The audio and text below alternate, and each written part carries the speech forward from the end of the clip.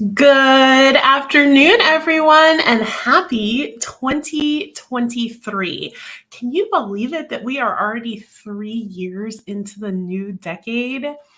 Anyways, I digress. So, the very first thing that we're doing this year, the whole month of January, we are going back to the basics of science of mind, and we are really rooting and grounding into our teachings and our principles and our philosophy and what is it that we do believe.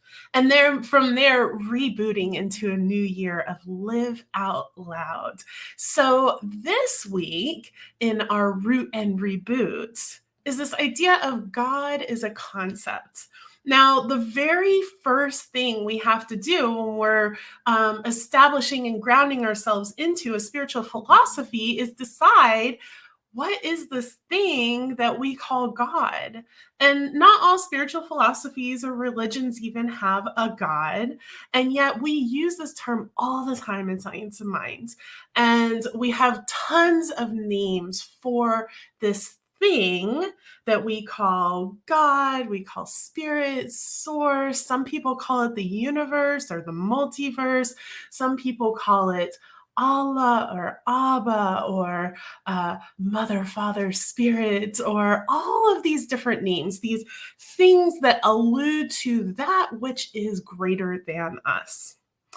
And so the reason that I want to talk about this idea of God is because this word God is charged for a lot of people, especially if you grew up in a religion that has a God or gods that you call by this name, that there can be a lot of understandings or misconceptions even of what God is. And so in Science of Mind, we do not believe in that sort of God out there old man with a white beard in the sky that is looking down upon us and judging us and granting our wishes through prayers, right? We don't believe in any of that.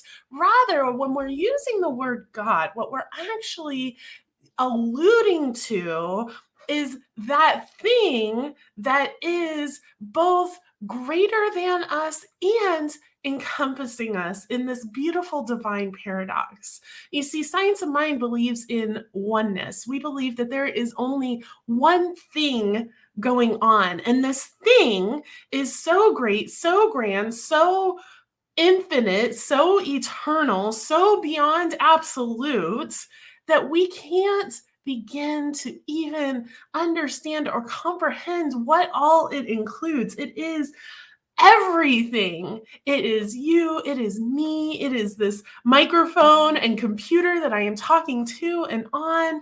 It is the table and the candles and the lights and the pets and the people and the plants and the animals and the bacteria and the viruses and all of it. It is everything. It is the very building blocks of which we are made. It is both creator and created, all in one thing.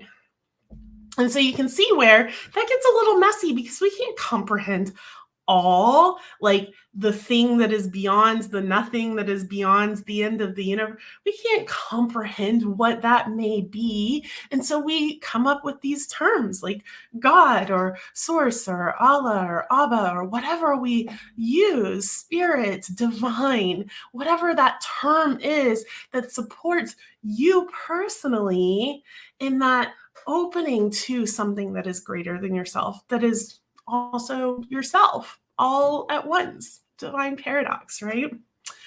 And so that's what we mean when we use this word God. God is not a thing, but rather, or God is not a person, but rather a consciousness, a thing, a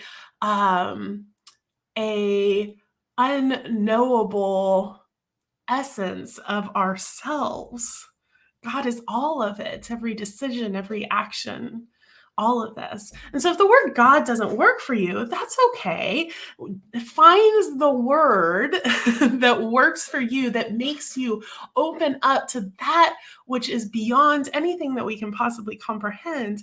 And then anytime you hear somebody use the word God in this teaching, or when being used to describe that oneness, go ahead and insert your word right there. That's all you have to do. You don't have to make it wrong or right or beat yourself up for not really loving that word. It's okay. It's just a word. It's just a human word that we made up to describe something that is indescribable, unknowable.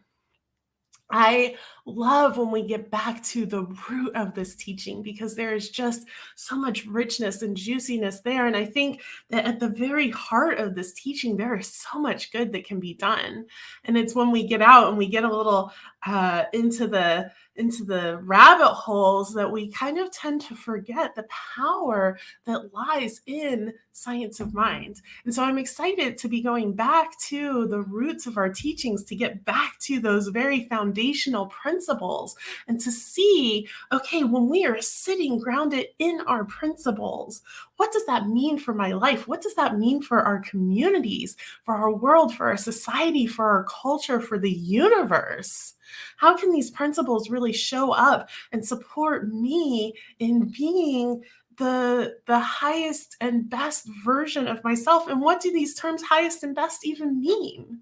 So these are some of the questions that we'll be discussing. I don't know that we'll be answering any of them, but we're going to be really rooting into our principles and really starting 2023 from a place of just grounded knowing, grounded in the truth of oneness, because that's really what we're talking about, is that we are all one. So I hope you join me this Sunday, and I love you all. Happy New Year.